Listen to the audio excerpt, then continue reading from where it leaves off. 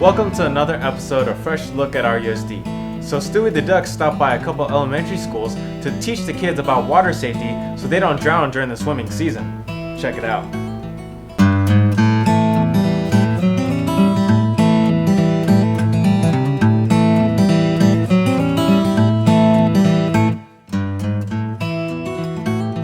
Water safety, this program was brought to me about 4 months ago, and it involved water safety with the children, and we want to take the opportunity to start with the children and introduce them to this program that's just going to get them to maybe be a little more alert and aware before they just jump in and maybe not know how to swim.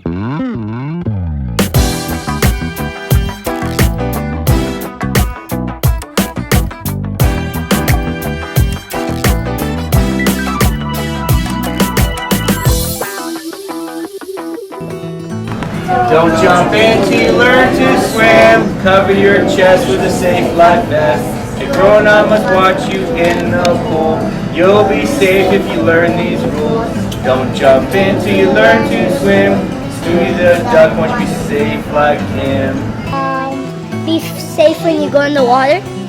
You might drown. You can drown. It only takes a second to drown, and those are usually silent seconds. People can slip underwater, not just children, but adults too that don't know how to swim. We want to start at this age just so even at their age, they can help prevent drownings by stopping maybe their friends or their little brothers or sisters that may not know how to swim and venture toward the water just due to the heat and wanting to cool down some.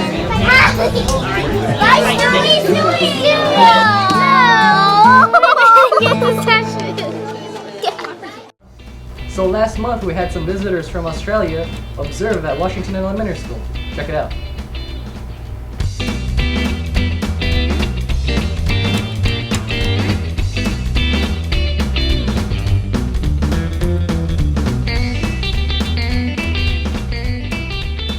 We have visitors from Australia that will be visiting us today. They are instructional leaders, and they will be visiting to see our initiatives and practices here at Washington as we transition into the new state standards, as well as our AVID program and our dual language immersion program. Everybody is very welcoming and friendly and lovely and very keen to talk to us and tell us about what they're doing, and yeah, so it's been fabulous. I'm a principal of a small school in rural Queensland, about 250 students, so much smaller than the schools we're visiting today. And this is an opportunity for us to come and learn about schools here and about your programs and about what you offer students in America and in Canada, and take some of that learning back with us and see how it can benefit our system back in Australia. So that's part of the subject that we're doing. So this is a great opportunity to have a look at educators. Yep, there are lots of similarities listening to people speak around common standards and the importance of data in driving instruction. What's been significantly different in this school is the dual language approach.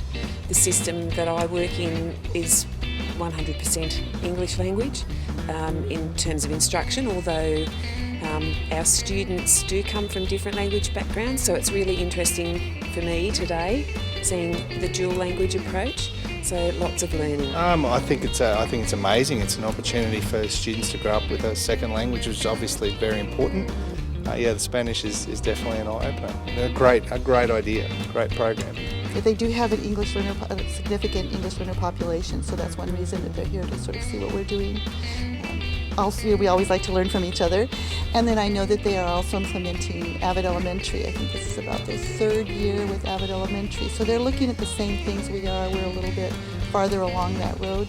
I'm very interested in the AVID approach as well. That I can see components of AVID strategies, really, I suppose, being used in our schools.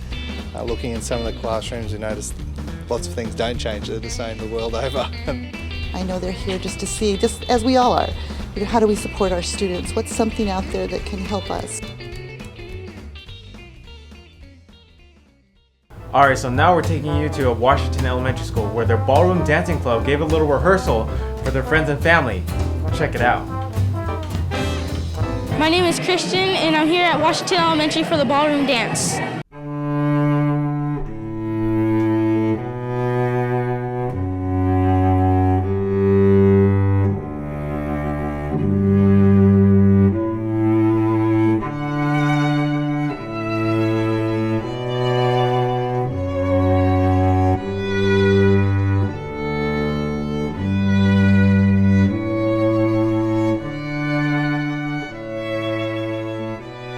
11 years ago, I started dancing at Arthur Murray, and I was going to just teach my class. So I was going home, and when I was learning the basic steps, I was going home and mirroring and trying to figure out what the guy would be doing. Well, then when the other fourth grade teachers heard, they said, "Oh no, you're not. You're going to teach all the fourth grade." And then it built from there. And then there was the children and the parents were so supportive of it that they didn't want it to end at fourth grade. And that's how the 5-6 after school program kind of was born from that. It exposes them to let them know that listening to different types of music is that I would have never listened to a waltz in my life. Have something that they normally wouldn't learn in this society that we have now. It also teaches them the sense of respect for one another, that boundaries, and being able to touch each other with it's okay to hold somebody's hand as long as respectfully and instead of you know. So it kind of helps us. It's definitely boosted our daughter's confidence. She feels really good about herself. She's really proud of herself for what she's learning, and she's always coming home with something new that she's learned. They have that sense of respect for one another once again, and teaching the ladies to know how a gentleman should behave, and also for the gentleman to be courteous and say, "Hey, will you dance with me?" So a lot of things, but mainly being able to expose them to a beautiful world of art. You never know. Some people will continue dancing, some people will not. But at the end of the day, they tried it. And who knows, I might hire them after. Oh, yeah, it's true. Career I'm creating jobs. Yeah, that's so great.